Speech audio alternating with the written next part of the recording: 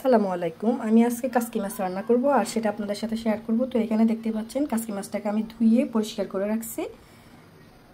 আর এদিকে আমি পেঁয়াজ, রসুন, টমেটো, কাঁচামরিচকে কেটে রাখছি আর ধনিয়া পাতা। তো এখন আমি কিভাবে রান্না করি সেটা আপনাদের সাথে শেয়ার করব। এখন আমি এখানে রসুন কুচি দিয়ে দিলাম, পেঁয়াজ, কাঁচামরিচ আর টমেটো দিলাম, লবণ, সামান্য করে হলুদের গুঁড়া, মরিচের গুঁড়া, ধনিয়ার গুঁড়া, সামান্য জিরার গুঁড়া দিলাম, সামান্য করে দিলাম, একটু করে তেল দিলাম, সরিষার তেল ছিল না তো সয়াবিন তেল দিলাম। এখন হাত দিয়ে ভালো করে মেখে নেব।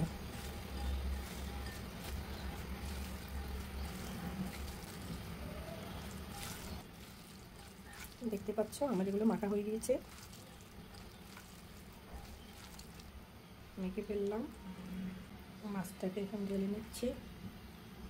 দেখতে পাচ্ছ মাছগুলো একদম ফ্রেশ। আমি শুধু মাছ অনুযায়ী লবণগুলো দিচ্ছি, মাছের আন্দাজ মতো। এখন এগুলোকে মেখে নেব।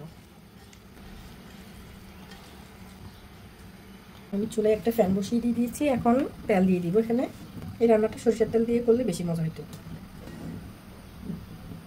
এখন আমি পেঁয়াজ মাখাগুলো দিয়ে দিব আগে।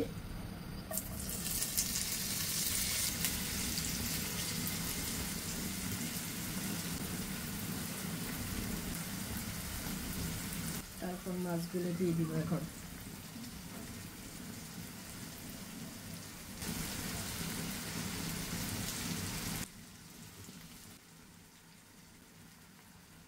এগুলোকে একদম নাড়াচাড়া করা যাবে না, আমি একটু সামান্য করে পানি দিচ্ছি। তারপর ঢাকনা দিয়ে ঢেকে দিলাম। দেখতে পাচ্ছ কালারটা এত অসাধারণ আসছে। আমি সামান্য করে গোলমরিচের গুঁড়ো দিচ্ছি, কাঁচামরিচ দিচ্ছি, ধনে পাতা।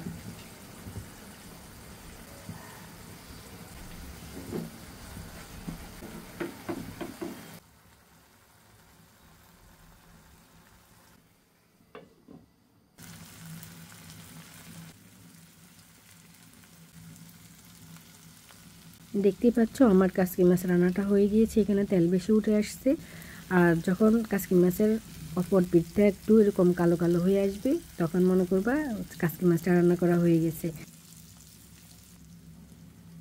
আমি এখন একটা প্লেটে বেড়ে নিয়েছি কাসকি মাছ। তোমরা দেখতে পাচ্ছ একদম একটুও ভাঙে নাই, পুরো আস্ত থেকে গেছে কাসকি মাছগুলা। এটা যদি তোমরা নাড়াচাড়া না করো তাহলে একদমই এটা আস্ত থাকবে। এইভাবে একবার কাসকি মাছ রান্না করে খাবা আর এর স্বাদ জীবনে কখনো ভুলবা না। তো আমার ভিডিওটা আজকে পর্যন্ত। সবাই ভালো থেকো, সুস্থ থেকো। আল্লাহ হাফেজ। আসসালামু আলাইকুম।